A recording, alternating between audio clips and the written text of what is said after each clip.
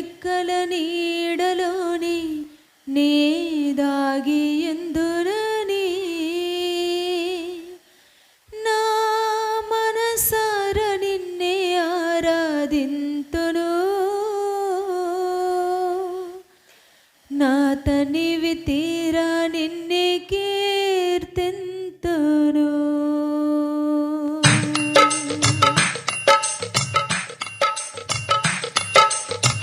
నీకన్నా క్షేమాధారం నాకేది లేదని నీ రెక్కల నీడలోనే నే దాగి ఎందునని నీకన్నా క్షేమాధారం నాకేది లేదని నీ రెక్కల నీడలోనే నే దాగి ఎందునని నా మనసార నిన్నే ఆరాధింతును నా తనివి తీరా నిన్నే కీర్తింతును నా మనసార నిన్నే ఆరాధింతును నా తనివి తీరా నిన్నే కీర్తింతును నీకన్నా క్షేమాధారం నాకేది లేదని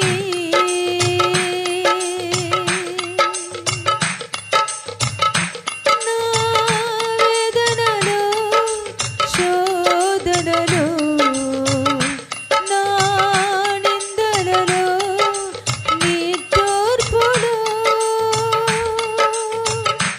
నా వేదనలో శోధనలో నా నిందలలో నీ తోర్పులో ఎవరు నాకు తోడని నిన్నే చేరుకుంటిని ఎవరు నాకు తోడని నిన్నే చేరుకుంటిని నిదానించి నిన్ను చూసి నిరీక్షణతో బ్రతుకుచుంటిని నిదానించి నిన్ను చూసి నిరీక్షణతో బ్రతుకుచుంటిని నీకన్నా క్షేమాధారం నాకేది లేదని నీ రెక్కల నీడలోని నే దాగి ఎందురని నా మనసార నిన్నే ఆరాధింతును నా తనివి తీరా నిన్నే కీర్తింతును నా మనసార నిన్నే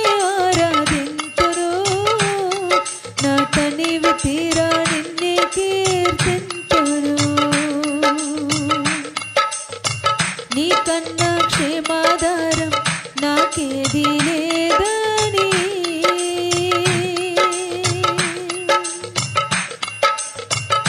నా అర్పణలు ఆరాధనలు నా ప్రార్థనలు విజ్ఞాపనలు నా అర్పణలు ఆరాధనలు నా ప్రార్థనలు విజ్ఞాపనలు నిన్నే చేరుతాయని నీకే మొర్ర పెట్టి తిని నిన్నే చేరుతాయని నీకే మొర్ర పెట్టి తిని నా రక్షణాధారమా నా ప్రియుడా యేసయ్యా నా రక్షణాధారమా నా ప్రియుడా యేసయ్యా నీకన్నా క్షేమాధారం నాకేది లేదని నీ రెక్కల నీడలోని నే దాగి ఎందురని నా మనసార నిన్నే ఆరాధింతును నా తనివి తీరా నిన్నే కీర్తింతును నా మనసార నిన్నే ఆరాధింతును నా తనివి తీరా నిన్నే కీర్తింతును నీకన్నా క్షేమాధారం నాకేది లేదని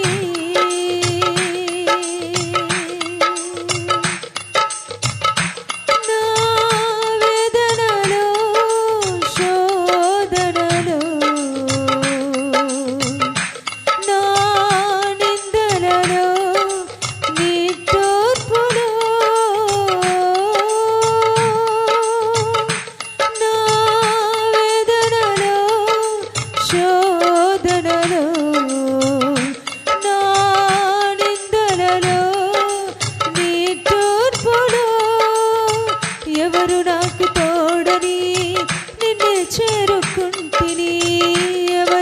నాకు తోడని నిన్నే చేరుకుంటిని. నిదానించి నిన్ను చూసి నిరీక్షణతో బ్రతుకుచుంటిని. నిదానించి నిన్ను చూసి నిరీక్షణతో బ్రతుకుచుంటిని. నీ కన్నా క్షేమాధారం నాకేది లేదని, నీ రెక్కల నీడలోని నే దాగి ఎందునని. నా మనసార నిన్నే ఆరాధింతును, నా తనివి తీరా నిన్నే కీర్తింతును. నా మనసార నిన్నే ఆరాధింతును, నా తనివి తీరా నిన్నే కీర్తింతును. ఆరాధనా నీకే ఆరాధనా, ఆరాధనా నీకే ఆరాధనా, ఆరాధనా నీకే ఆరాధనా, ఆరాధనా నీకే ఆరాధనా. ఆరాధనా ఆరాధనా ఆరాధనా నీకే, ఆరాధనా ఆరాధనా ఆరాధనా నీకే,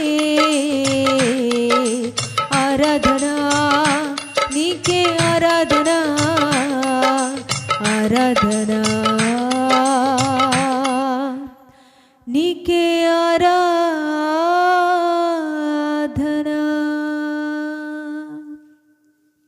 ప్రార్థన చేసుకుందాం అండి. పరిశుద్ధుడు అయిన దేవా, నమ్మదగిన తండ్రి, కాలాలు సమయాలు అన్నిటినీ మీ స్వాధీనం అందించుకుని ఏవి ఎప్పుడు ఎలా జరగాలో సమస్తాన్ని నిర్ణయించి జరిపిస్తున్న గొప్ప దేవుడు అని నేను స్తుతిస్తున్నాం తండ్రి. నీకు నీవే సాటి ప్రభువా. నీలాంటి దేవుడు ఈ భూమి మీద ఎవరూ లేరు తండ్రి. మా హృదయాంతరంగాలు ఎరిగిన దేవుడు, మా ప్రతి కన్నీటి బాష్ప బిందువుని తొడవగలిగిన సమర్థుడు నీవే ప్రభువా. ఈ ఉదయకాల సమయంలో నీ సన్నిధికి వచ్చి నిన్ను ఆరాధించిన ప్రతి బిడ్డ హృదయాన్ని అయా నా తండ్రి, వారి ఆలోచనల్ని వారి తలంపుల్ని ఎరిగిన దేవుడు, ప్రతి బిడ్డకి మీరు సమీపంగా ఉండండి. ప్రతి అక్కర మీ మహిమలో తీర్చండి.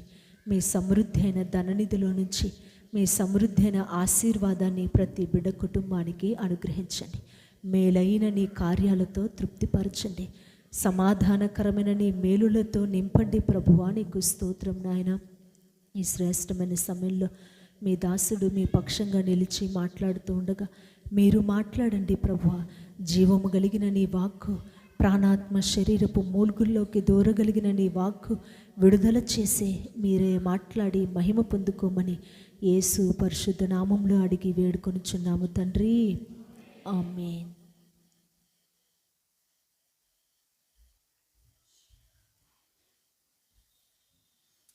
Praise the lord. దేవుని పరిశుద్ధ నామానికి మహిమ కలుగునుగాక. ఈ డిసెంబర్ నెల 2వ ఆదివారం ఆయన సన్నిధికి వచ్చిన మీ అందరికీ ప్రభు పేరట శుభాభివందనాలు తెలియజేస్తున్నాను. ప్రభు మిమ్మల్ని నిండు కొలతతో ఆశీర్వదించి దీవించి నడిపించునుగాక. ప్రియమైనటువంటి దేవుని బిడ్డలారా, ఈ నెల వచ్చే ఆదివారం 20వ తారీఖు మహిమ గ్రాండ్ క్రిస్మస్ అని ఒక కార్యక్రమాన్ని ప్రభు పేరట జరిపించబోతున్నాం. ఈ క్రిస్మస్ కార్యక్రమము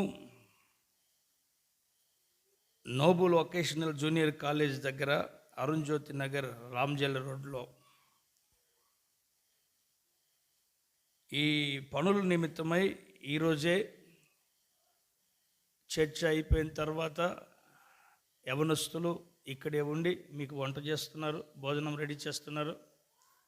భోంచేసి ఇక పనులలో నిమగ్నం అవ్వండి.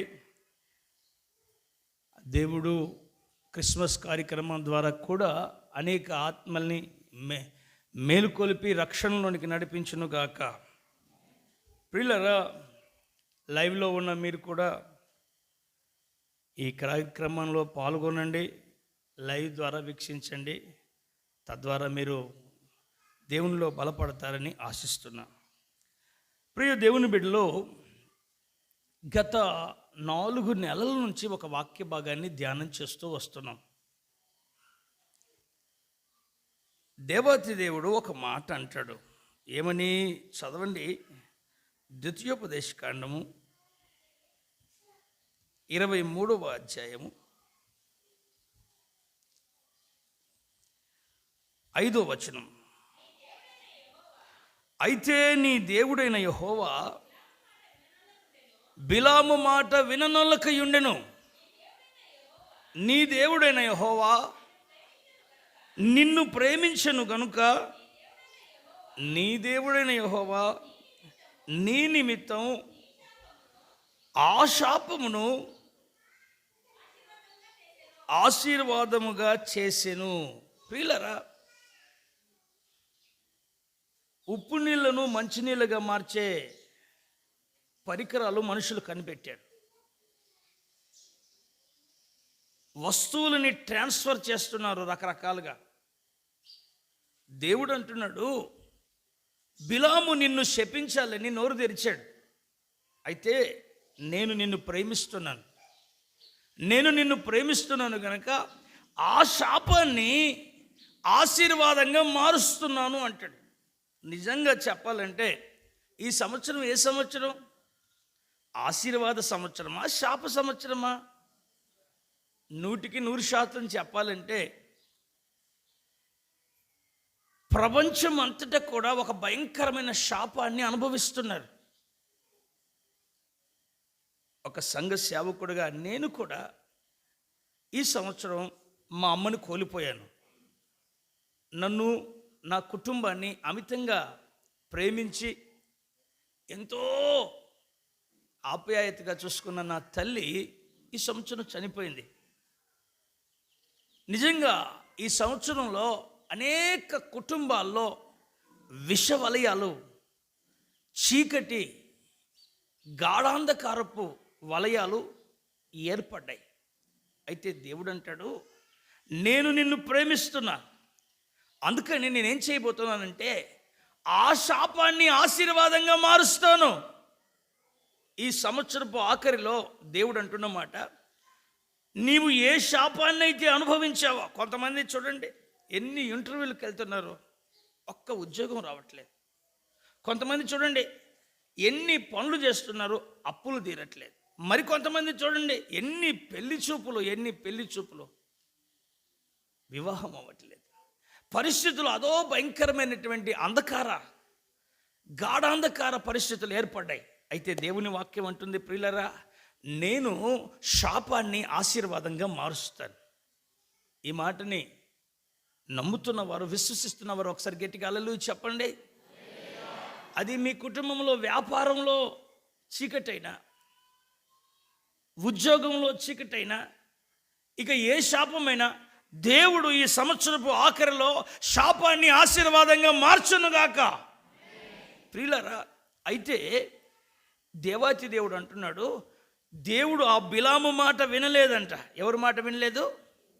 బిలాము మాట వినలేదంట. అందుకని ఆ బిలాము నోటిని శాపానికి ప్రతిగా ఆశీర్వాదానికి మలిచేశాడు. అసలు ఎవరు ఈ బిలాము? నేను గత వారాలుగా చెప్పుకుంటూ వస్తున్నాను. అసలు ఇజ్రాయేలు జనాంగాన్ని శపించడానికి ప్రతిగా ఎందుకని ఆశీర్వదించాడు? బిలాముకి బాలాకు అనే వ్యక్తి కొంత సొమ్మిచ్చి ఈ డబ్బు తీసుకొని నా నిమిత్తము ఆ ఇజ్రాయేలు జనాంగాన్ని శపించమని అతను అంటాడు. అయితే అతను శపించడానికి గాడిద మీద ఎక్కి శపించడానికి వివిధ స్థలాలకు వెళ్ళి శపించబోతే శాపాలు రావట్లేదు, ఆశీర్వాదాలే వస్తున్నాయి. అప్పుడు బాలాకు అడుగుతాడు బిలాముని, ఏమయ్యా, నేను నీకు చెప్పిందేంటి? శపించమని కదా చెప్పింది, నువ్వేంటి ఆశీర్వదిస్తున్నావు అని అంటాడు. అప్పుడు బిలాము బాలాకు చెప్తాడు, వాళ్ళు ఆశీర్వదింపబడడానికి రహస్యం ఏమిటంటే, చదవండి, సంఖ్యాకాండము 20 3వ అధ్యాయంలో 20వ వచనం చూస్తే, ఇదిగో దీవించమని నాకు సెలవాయను, నేను దాన్ని మార్చలేను. 1, ఆయన యాకోబులో ఏ దోషము కనుగొనలేదు, ఇజ్రాయేల్లో ఏ వంకరతనము చూడలేదు. 1 నేను ధారావాహికంగా ప్రతి వారం ఒక్కొక్కటి చెప్తా వచ్చాను. 1, వారి మీదికి శాపాలు ఎందుకు రావట్లేదంటే వారి దేవుడైన యెహోవా వారికి తోడుగా ఉన్నాడు. 2, రాజు యొక్క జయధ్వని వారిలో ఉంది. జయధ్వని అనే మాట మనం విన్నాం, దేవుడు తోడుగా ఉన్నాడు అనే మాట విన్నాం. ఆ తర్వాత ఏంటి?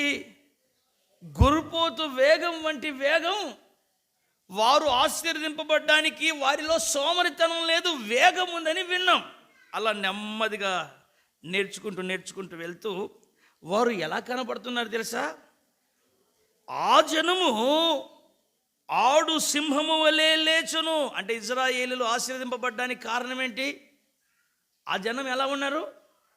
ఆడు సింహం అంటే చెప్పాను కదండి, ఇంగ్లీష్లో యంగ్ లయన్. ఆడుకుంటూ ఉన్న సింహము కాదు, ఆడసింహము కాదు. బైబిల్లో ఇంగ్లీష్ తర్జుమాలో యంగ్ లయన్ అంటే యవ్వన సింహంలాగా వాళ్ళు లేస్తారు. యవ్వన సింహము వేరొక కష్టములో పాలుపంపులు పొందదు, అదే ప్రయాసపడి వేటాడి దాన్ని చంపి తింటది. ఇజ్రాయేలీలు యవ్వన సింహాలు లాంటి వాళ్ళు అని ఈ బిలాము వాళ్ళని చూస్తూ చెప్తూ ఉన్నాడు. ఇకపోతే 24వ అధ్యాయంలోకి వస్తే 4వ వచనం, కన్నులు తెరిచిన వాడి దేవోక్తి,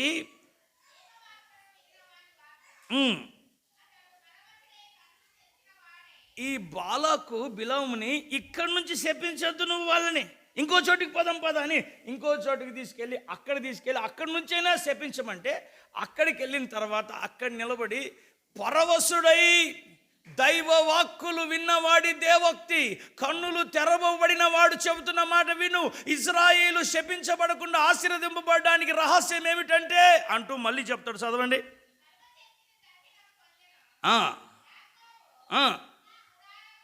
ఏంటి? యాకోబు గుడారము, ఇజ్రాయేలు నివాస స్థలము ఏమైందంట? వారి గుడారం గురించి ఒక వారమంతా మీరు విన్నారు, వారి నివాస స్థలం గురించి ఒక వారమంతా మీరు విన్నారు. ఆ తర్వాత వారు ఎలా ఉన్నారు? వాగువలే వారి వ్యాప్తి చెందుతున్నారు. వాగికున్న అనుభవాన్ని ఒక వారం విన్నారు.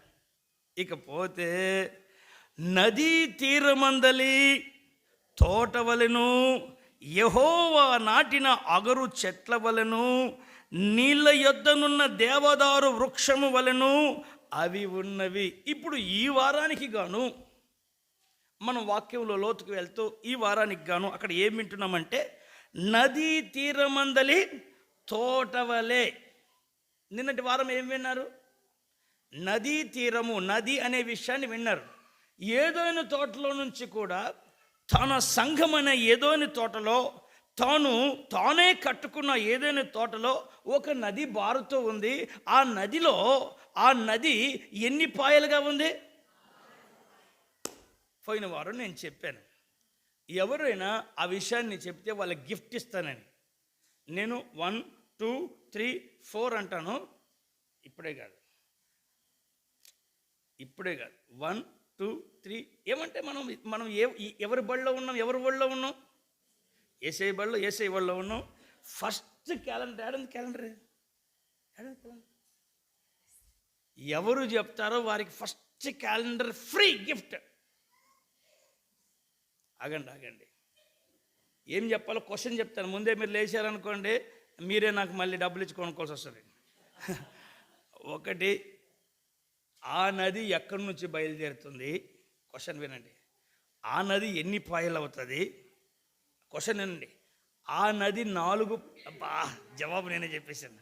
సరే, ఆ నది ఎన్ని పాయలు అవుతుంది? ఒక్కొక్క పాయ ఒక్కొక్క ఏం అర్థాన్ని సూచిస్తుంది అనే విషయాన్ని అక్కడ నిలబడి చెప్పినా ఓకే, ఇక్కడికి వచ్చి వచ్చినా ఓకే, నేనైతే ముందు చెప్పాడు 1 2 3 4 అని లెక్క పెడతారు. ఏం సిగ్గుపడకండి, మనం దేవుని బడిలో నేర్చుకుంటున్నాం. ఎక్కడ లెక్క పెడదనా? 1 2 3. అరే ఎవరు లేరా? మళ్ళీ స్టార్ట్. 1 2 3 4. ఎవరు లేరా? ఏప్రిల్ ఫుల్ అన్నారే. మళ్ళీ ఒకసారి తీర్మానం చేసుకొని చూసుకోండి ఒకసారి చూసుకోండి, అందరూ చూసుకోండి. హిమబిందు ఉంది, అక్కడ అమ్మాయి ఉంది, చూసుకోండి. 1 నిమిషం చూసుకో. అక్క నువ్వు కూడా చూసుకోవాలి, మీరు గెలుచుకోవాలని నేను ఆశ. 1 2 3 4 చెయ్యొద్దండి చెప్పేవాళ్ళు. సరే వచ్చే వారానికి పోస్ట్ పోన్ చేద్దాం. అమ్మ చెప్పు, చేయెత్తావు చెప్పమ్మా, గట్టిగా చెప్పు. కార్డ్లెస్ మైక్ ఏంటి? అక్కడే నిలబడు, కార్డ్లెస్ మైక్. అగ తోటలకు ఫస్ట్ మైక్. సంఘము అంటే వాక్యాన్ని ఒక ప్రవాహంగా చేసుకునేదే సంఘం. చెప్పమ్మా. ఏదేను తోట 4 పాయలుగా చేసినారు. ఫస్ట్ది వచ్చి ఏదేను నది, ఏదేను నది నుండి కూర్చోమ్మా, ఏదేని తోట నుండి చెప్పలు కొట్టండి. సరే మళ్ళీ. ఏదేను తోటలో ఒక నది గలదు, అది 4 పాయలుగా దేవుడు చేసినాడు. ఫస్ట్ దాని పేరు పీషోను, అది బంగారము, అక్కడ బంగారం బాగా పండుతుంది, అది విశ్వాసం నాకు గుర్తు.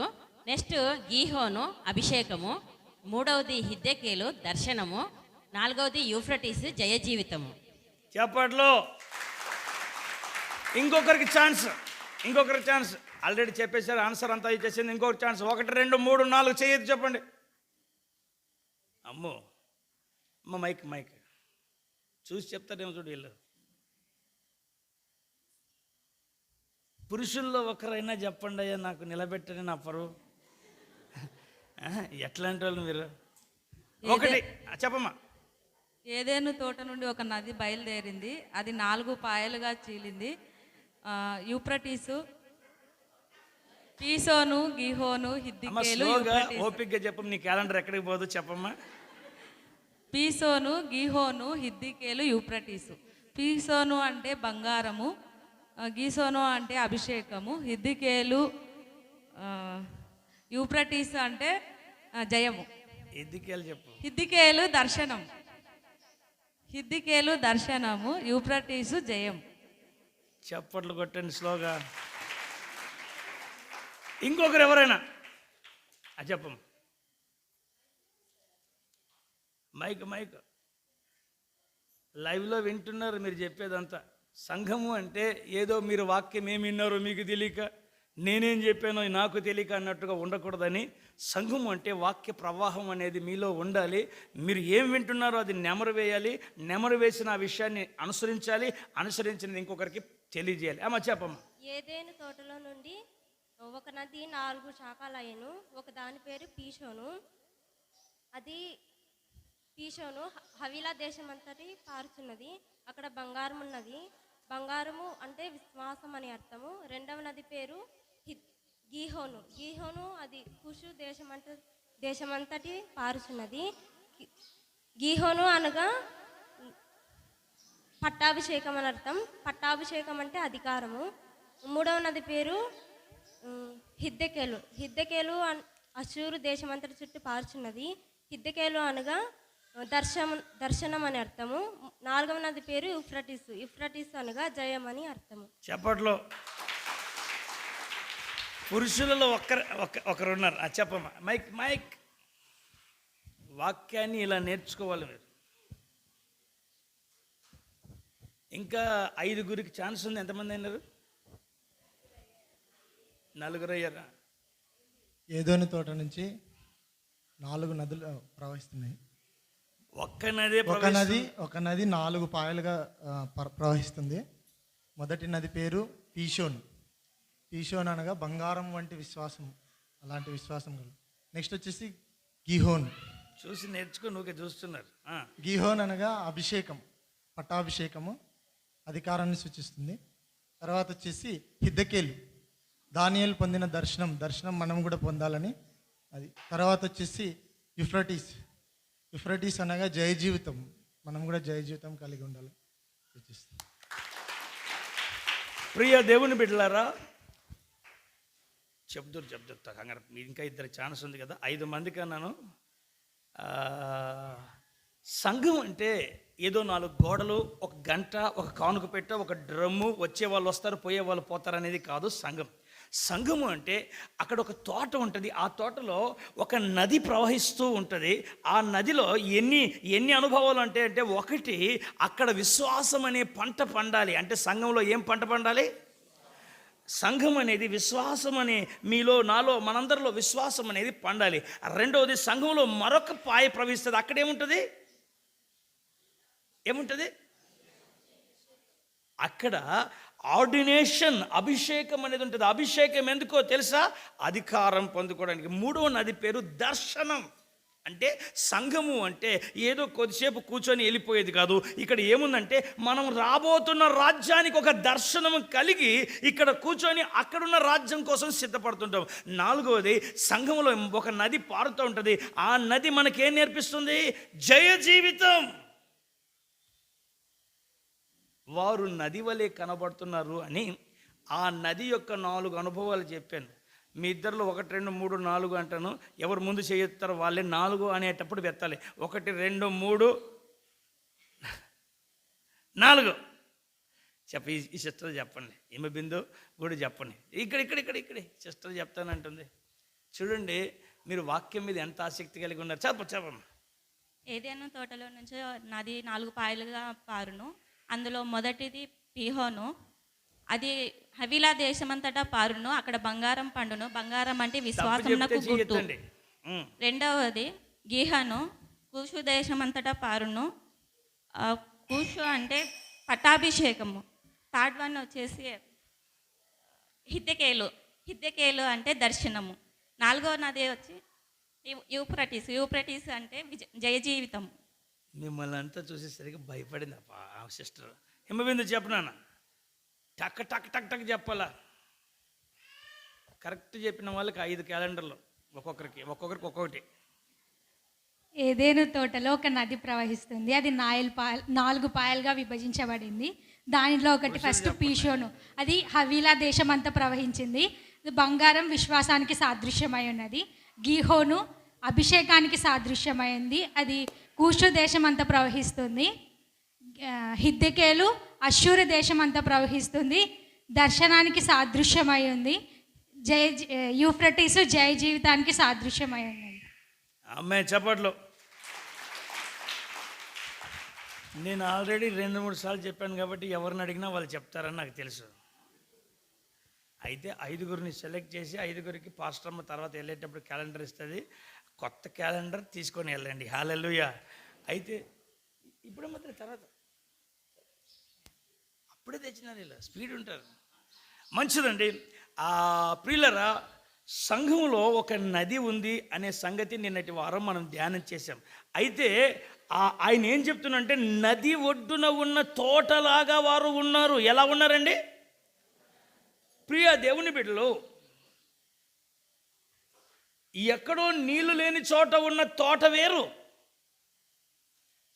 మనకు అనుకూలంగా ఉన్న స్థలంలో ఉన్న తోట వేరు, నది పక్కన ఉన్న తోట వేరు. అంటే దేవాతి దేవుడు తన సంఘాన్ని ఎక్కడ నాటాడంట? ఒక నది పక్కన నాటాడట. ఆయన అంటాడు, నది ఓరన నాటబడిన చెట్టు వలె, ఆకు వాడక తన కాలమందు ఫలమిచ్చు చెట్టు వలె వీరు ఉంటారు.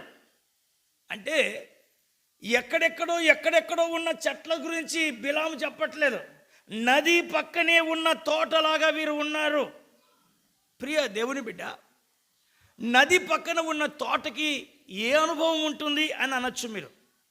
సంఘము అంటే యేసయ్య రక్తాన్ని, యేసయ్య యొక్క వాక్యాన్ని, యేసయ్య యొక్క ఉద్దేశాన్ని, యేసయ్య యొక్క దర్శనాన్ని దాన్ని ఆధారం చేసుకొని అక్కడ దేవుని కోసం నిలబడే సంఘం ఒకటి ఉంటుంది. అది ఎప్పుడు దాని మీదకి శాపాలు రావు, ఆశీర్వాదాలే వస్తాయి. అదొక తోట. తోట అనే మాటలోనే మీరు తెలుసుకోవాలి, తోటకి ఏముంటుంది? ఎవరు చెప్తారు? నంబర్ 1 చెప్పలు కూడా సార్, హల్లెలూయా. తోట అంటే దానికి ఒక కంచె ఉంటుంది. ఈ రోజున సంఘం అనేది ఒక కంచగల తోట అని అర్థం అన్నమాట. కంచె ఎందుకండి? కంచె ఎందుకంటే వేరొక దొంగ, వేరొకరు దానిలోనికి ప్రవేశించకుండా దానికి ఒక కంచె. ఈ రోజున నీకు నాకు మనందరికీ ఒక కంచె ఉండాలి. అంటే ఒక రకంగా చెప్పాలంటే ఒక హద్దు ఉండాలి. హల్లెలూయా. ఈ రోజున చాలామందిని చూడండి, కొందరి జీవితాల్లో ఎక్కడ ఓడిపోతుంటారంటే వారి మాటలకు హద్దు ఉండదు, వారి తిండికి హద్దు ఉండదు, వారు చేసే నిద్రకు హద్దు ఉండదు, అసలు జీవితంలో ఏ పనిలో కూడా వాళ్ళకు హద్దు ఉండదు. ఎవరు అనారోగ్యంలో పడతారో తెలుసా? హద్దు మీరు తినేవారు. ఎవరు పాపంలో పడతారో తెలుసా? హద్దు మీరు మాట్లాడేవారు. ఎవరు అక్రమాలలో పడతారో తెలుసా? హద్దు మీరి ప్రవర్తించేవారు. అంటే ఈ తోటకి ఏముందండి? ఒక హద్దు ఉంది. ఈ సంవత్సరపు ఆఖరిలో నా ప్రియ సహోదరి సహోదరులారా, నిన్ను బిలాము చూసినప్పుడు నువ్వు ఎవరిలా కనబడుతున్నావంటే ఒక హద్దు కలిగిన తోటలాగా, ఒక హద్దు కలిగిన ప్రాకారం కలిగిన కంచె కలిగిన తోటలాగా నువ్వు కనబడుతున్నావు. సాతానుడు ఏం చేస్తాడంటే ఎప్పుడు నీ కంచెను తీసేయాలని చూస్తాడు, నీ హద్దుని లేకుండా చేస్తాడు. మోషే అంతటి భక్తుడు ఎక్కడ ఓడిపోయాడో తెలుసా? ఒకానొక సందర్భంలో ఇజ్రాయేలీలు బాగా దాహంగా ఉన్నారు. అరణ్యయాత్రలు వస్తున్నప్పుడు బాగా దాహంగా ఉన్నారు. వారికి నీళ్లు కావాల్సి వచ్చింది. నీళ్లు అక్కడ లేవు. వాళ్ళకి ముందు రోజు ఏం జరిగిందో తెలుసా? సముద్రం దాటి వచ్చారు, ఒక అద్భుతమైనటువంటి బలమైనటువంటి కార్యాన్ని చూస్తూ వచ్చారు. అయితే వాళ్ళకి అక్కడ నీళ్లు లేవు. నీళ్లు లేకపోతే ఆ నిర్గమకాండంలో ఆ సంఘంలో వారికి నీళ్లు లేనందున ఆ సంఘంలో వారికి వివాదం కలిగిందట. నీళ్లు లేవు అంటూ మోషే మీద సనుగుతూ గొనుగుతూ ఉంటే మోషే దేవుని సన్నిధికి వెళ్ళి సాష్టాంగపడి దేవునికి మొక్కుతాడు. అయ్యా నీళ్లు లేవయా అని ప్రార్థన చేసినప్పుడు దేవుడు ఏం చేస్తాడంటే ఒక బండను చూపిస్తాడు. ఏం చూపిస్తాడంటే ఒక బండను చూపిస్తాడు. ఇది మీకు తెలిసిన సంగతి. బండను చూపించి దేవుడు అంటాడు, ఆ బండతో నువ్వు వెళ్ళి మాట్లాడు మోషే అంటాడు. మోషే ఆ బండ దగ్గరికి వెళ్ళి మాట్లాడతాడా? ఆ బండ వైపుకి వెళ్ళి తనకు సముద్రాన్ని కర్రతో కొట్టిన అలవాటు ఉంది. లేకపోతే ఆయన ఐగుప్తీయుల దగ్గర, ఐగుప్తు దేశపు రాజు అయినటువంటి ఫరో దగ్గర అద్భుతాలు చేసేటప్పుడు కర్ర తీసుకొని కర్రని విసిరి కర్రను పాముగా చేసి కర్రతో నదిని కొట్టి కర్రతో ఇసుకను కొట్టి కర్రతో అద్భుతాలు చేసిన అలవాటు ఉంది. ఐగుప్తులో కర్రతో చేసిన అలవాటు ఉంది. అయితే ఇప్పుడు ఇశ్రాయేలు అరణ్య యాత్రలోకి వచ్చేసారు. ఇక్కడ దేవుడు అంటున్నాడు నువ్వు ఆ బండతో మాట్లాడమంటాడు. అయితే మోషేకు లోపలంతా కోపం ఉంది, లోపలంతా బాధ ఉంది, లోపలంతా క్రోధం ఉంది, లోపలంతా మనస్సులో నెమ్మది లేదు. ఏం చేశాడంటే కర్ర తీసుకొని వెళ్ళి మాట్లాడవలసిన బండ దగ్గరికి వెళ్ళి మాట్లాడకుండా ఏం చేశాడంటే బండ వైపు చూసి ప్రజల వైపు తిరిగి ద్రోహులారా ఏమన్నాడండి? అంటే మోషే ఎక్కడ ఫెయిల్ అయ్యాడు? తన నోటితో తొందరపడి మాట్లాడే మాట. అంటే తన నోటికి ఏం లేదు. నిజంగా చెప్పాలంటే ఇప్పుడు మాస్కులు వచ్చాయి, కానీ బైబిల్ ఏమంటుందంటే నీ నోటి నుండి దుర్భాష ఏది రాకుండా నీ గొంతుకు ఏం పెట్టుకుంటావు? అక్రమమైన అపవిత్రమైనది తినకుండా నీ గొంతుకు ఏం పెట్టుకుంటావు? కత్తి పెట్టుకో. అంటే నిజంగా చెప్పాలంటే తినేటప్పుడు మనం ఏం పెట్టుకొని తినాలి? కత్తి పెట్టుకొని తినమంటే, కత్తి అంటే దేవుని వాక్యం. నీవు వాక్యాన్ని దగ్గర పెట్టుకొని వాక్యానుసారంగా బతుకు, వాక్యాన్ని దగ్గర పెట్టుకొని వాక్యానుసారంగా మాట్లాడు. వాక్యం ఎప్పుడైతే ఉండదో అప్పుడు నువ్వు అపవిత్రతలో పడిపోతావు. ప్రియ సహోదరి సహోదరులారా, వాక్య భాగంలో చూస్తే మోషే ఎక్కడ తప్పిపోయాడయ్యా మోషే అంటే, మోషే తప్పిపోయిన స్థలం ఏంటంటే మోషే తన నోటిని అదుపులో పెట్టుకోలేని కారణంగా మోషే కనాను దేశంలో ప్రవేశించకుండా ఆ నడి సముద్రంలో మునిగినట్టుగా ఆయన అక్కడే ఆ కనాను దేశంకి వెళ్లకుండా ఆగిపోయాడు. కారణం ఏంటో ప్రియులారా? మాటల విషయంలో. అంటే ఈ తోటకి ఏముండాలి? ఈ తోటకి ఒక ప్రాకారం ఉండాలి. అంటే నీకు నాకు ఆశీర్వదింపబడాలంటే ఏముండాలి? ఒక హద్దు ఉండాలి. చెప్పండి, ఏముండాలి? ఇక మీదటి ఈ రోజు నుంచి మనం ఏం కలిగి ఉంటామంటే ఒక హద్దు కలిగి ఉంటాం. హద్దు మీరు మాట్లాడద్దు, హద్దు మీరు ప్రవర్తించద్దు, హద్దు మీరి ఒక హద్దు హద్దు హద్దు హద్దు. రెండవది, ఈ తోటకున్న అనుభవాన్ని చూస్తే ఈ తోట 365 రోజులు ఎలా ఉంటుంది? ఎలా ఉంటుంది? పచ్చగా ఉంటుంది. ఆకువాడక ఫలమిస్తూనే ఉంటుంది తన కాలమందు. ఈ తోట ఇంత బాగా ఫలాలు ఇవ్వడానికి కారణం ఏంటి? చెప్పండి, ఎవరు చెప్తారు?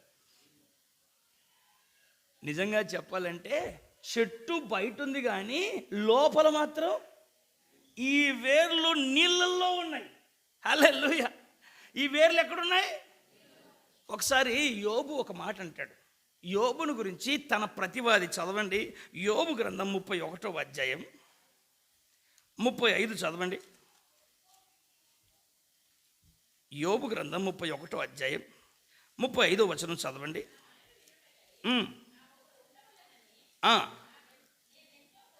నా మనవి, నా ప్రార్థన, నా బాధ వినడానికి ఒకడు ఉండాలని నేను ఎంతో కోరుకుంటున్నాను.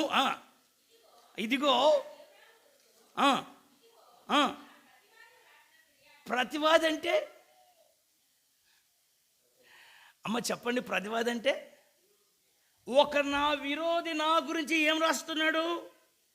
సాతానుగాడు ఎప్పుడు కూడా ఏం చేస్తుంటాడంటే మీరు చేసే తప్పులన్నీ రాసుకుంటారు. పలానాయనే ఏం చేసిందంటే ఆ పని చేసింది, ఈమె ప్రార్థన చేస్తే నువ్వు వింటావా? పలానా ఆయన ఈ పని చేశాడు, ఈయన ప్రార్థన చేస్తే వింటావా? ఈయన ఈ పని అని ముందుగానే వాడు రాసుకుంటూ ఉంటాడు, తప్పులన్నీ రాసుకుంటూ ఉంటాడు. యోబు అంటాడు, నా ప్రతివాది నా గురించి రాస్తూ ఉన్నాడు. అయితే నేనేం చేస్తున్నా చదవండి.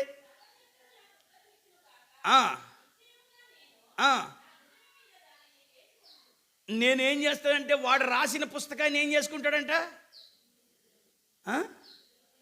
ఇప్పుడు మీ గురించి మీ తప్పులన్నీ రాస్తే దాన్ని మీరు భుజాల మీద పెట్టుకుంటారా? ఏం చేస్తారు మీరు?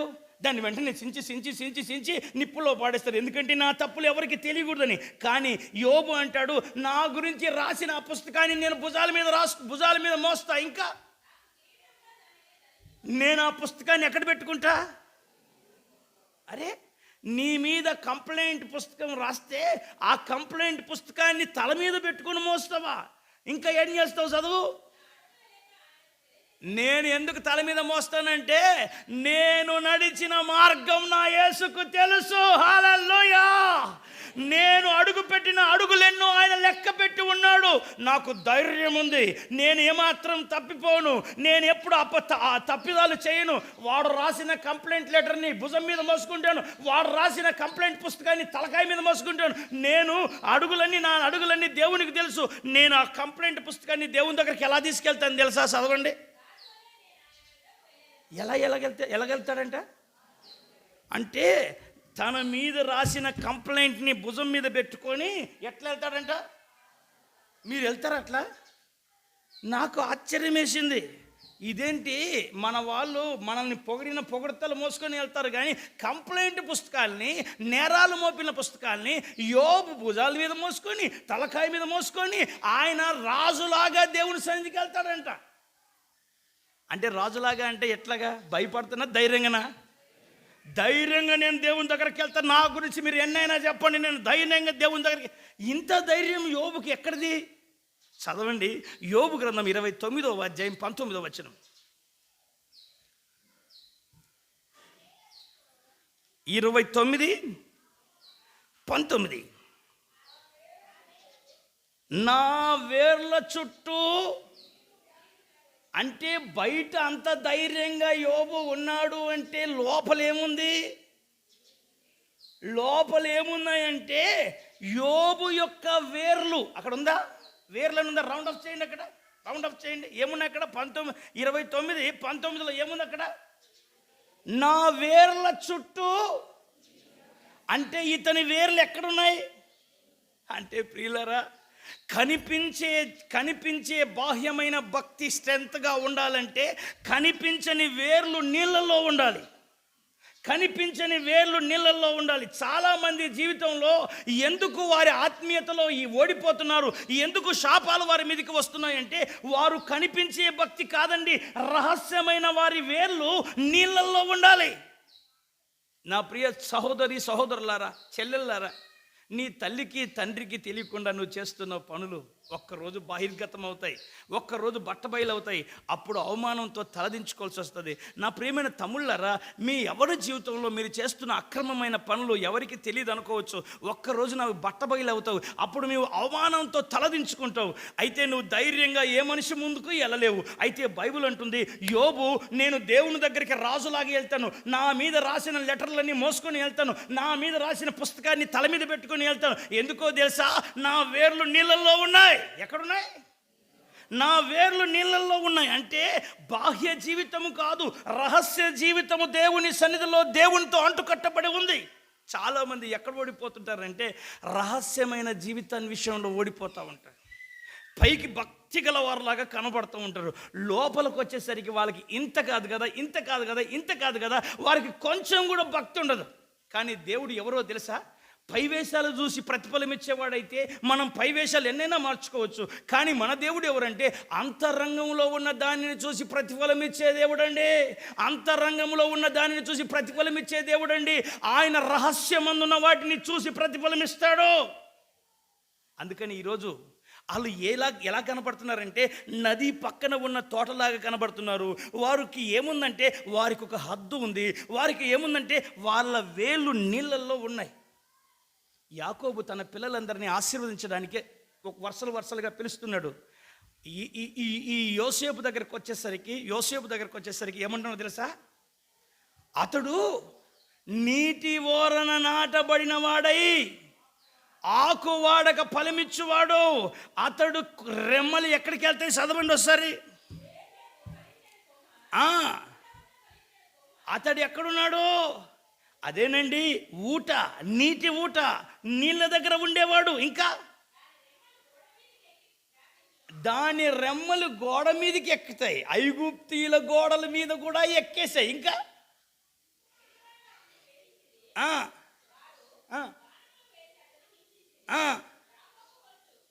ఇక అక్కడి నుంచి చూస్తే అతడు గోడల మీదకి ఎక్కి వ్యాప్తి చెందుతాడు. కారణం ఏంటో తెలుసా? అతని రహస్యమైన వేరెక్కడుంది? ఈ యోసేపు జీవితాన్ని ఒకసారి ఆలోచిస్తే, యోసేపు పొతిఫర్ ఇంట్లో పనిచేస్తుండేవాడు. ఆ పొతిఫర్ ఇంట్లో నమ్మకంగా పనిచేస్తున్న తనకు ఒక శోధన వచ్చింది. ఏం శోధన అంటే, తన యజమానురాలు పొతిఫర్ భార్య వచ్చి నాతో పాపం చెయ్యి అనింది. ఎవరు చూడట్లేదులే అంది. కానీ యోసేపు ఏమన్నాడు తెలుసా? ఇదిగో, నేను నా యజమానికి మోసం చేయను, నా దేవుడు నన్ను చూస్తున్నాడు, నేను అటువంటి కార్యాలు చేయను అంటున్నాడు. లేదు లేదు లేదు లేదు, నువ్వు నాతో పాపం చేయాలంటది. కానీ యోసేపు ఎక్కడ కాపాడబడ్డాడు? రహస్యమైన వేరుని కాపాడుకున్నాడు, రహస్యమైన జీవితాన్ని కాపాడుకున్నాడు. ఈరోజు నా ప్రియ సహోదరి సహోదరులారా, మీరు గొప్పగా వర్ధిల్లాలి, మీ మీదకి శాపం రాకూడదంటే బాహ్యంగా కనిపించే భక్తి కన్నా అంతరంగంగా ఉన్న భక్తిని చాలా జాగ్రత్తగా కాపాడుకోవాలి. ఒకవేళ అందరి ముందు నువ్వు భక్తుడిగా ప్రవర్తిస్తున్నాడువేమో, అంతరంగంగా నీలో భక్తి లేకపోతే ఓ రహస్యాలని బట్టబయలు చేసే దేవుడు ఒక రోజున మీ మీదకి శాపం తీసుకొస్తాడు. ఆ శాపం మీ మీదకి రాకూడదంటే రహస్య జీవితాన్ని మీరు జాగ్రత్తగా కాపాడుకోవాలి. నెక్స్ట్, ఆ తోటలో ఏమున్నది తెలుసా? ఆ తోట యజమానికి ఫలాలు ఇవ్వాలని ఎదురు చూస్తూ ఉంటుందంట. గట్టిగా హల్లెలూయా చెప్పండి. తోటలో ఏమున్నాయి? ఫలాలు ఉన్నాయి. మనం కూడా సంఘంలో ఏం చేయాలి అంటే ఆత్మీయ ఫలాలు ఫలించాలి. ఫలం అంటే ఏంటి? గలతీ పత్రికలో 5వ అధ్యాయంలో ఏమి రాసింది? ఆత్మ ఫలం ఏమనగా ప్రేమ,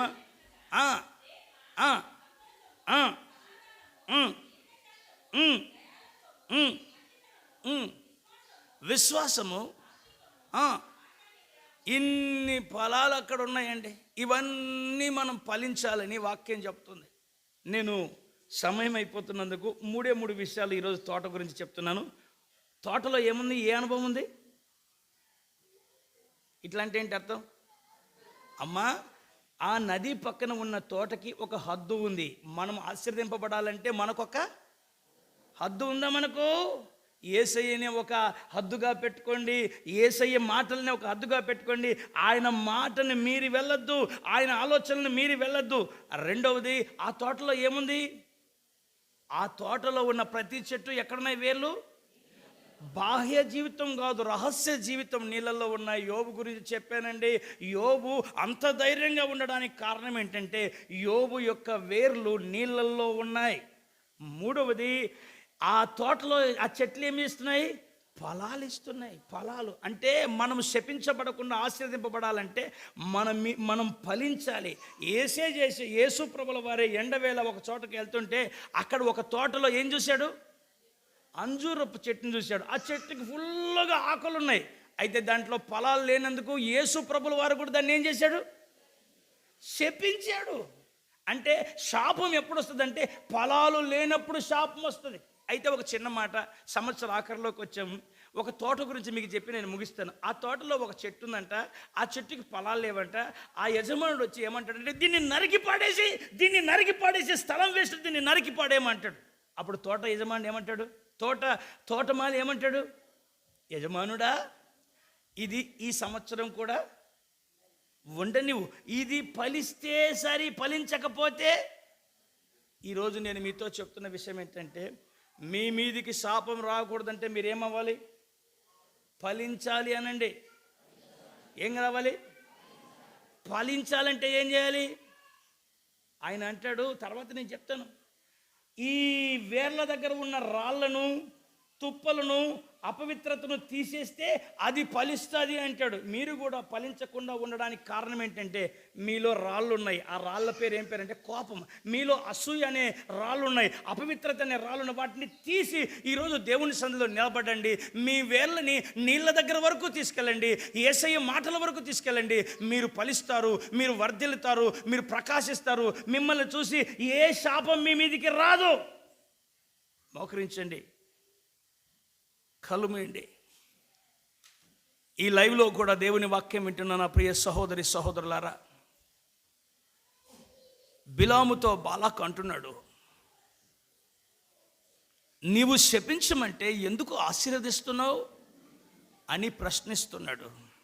అందుకు బిలాము అంటాడు, వారు నదీ తీరమందలి తోట వలె ఉన్నారు, వారిని ఎవరు శపించలేరు.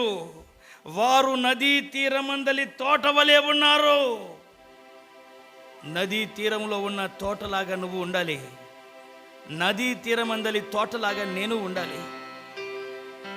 నదీ తీరంలో ఉన్న తోటకు ఉన్న అనుభవాన్ని మీరు విన్నారు. అది కంచగలది, అది హద్దు కలది. నా ప్రియమైనటువంటి దేవుని బిడ్డలారా, మీరు హద్దు మీరి ప్రవర్తిస్తున్నారేమో, వయస్సుకి మించి ప్రవర్తిస్తున్నారేమో, వయస్సుకి తగినట్టు కాక అపవిత్రమైన వాటిలో, అపవిత్రమైన కార్యక్రమాల్లో, కార్యకలాపాలలో నీ తలపెడుతున్నావేమో. నీ శాపానికి నీ హద్దు మీరు ప్రవర్తించే ప్రవర్తనే కారణం కావచ్చు. లేఖనం అంటుంది, వారు హద్దు కలిగి ఉన్నారు. మోషే వంటి భక్తుడు కూడా తన నోటిని హద్దు మీరి ప్రవర్తించినందుకు, హద్దు మీరి మాట్లాడినందుకు కనాను దేశం చేరలేకపోయాడు. నా ప్రియ తల్లి, నా ప్రియ సోదరులారా, నీ మాటకి హద్దుందా? నీ ఆలోచనలకు హద్దుందా? నీ ఉద్దేశాలకు హద్దుందా? నీ భక్తి విషయంలో మాత్రం నువ్వు హద్దులు వేస్తున్నావు, కానీ నీ కోరికకు హద్దు లేదు.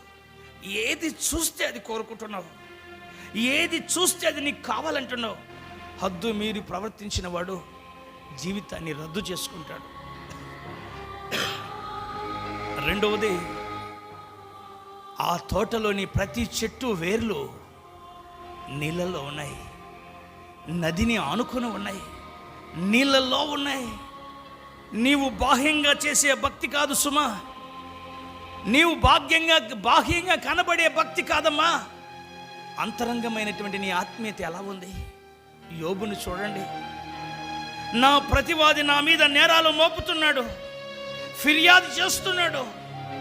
ఆ పత్రికను, ఆ లెటర్ని నేను భుజాల మీద మోసుకుంటాను.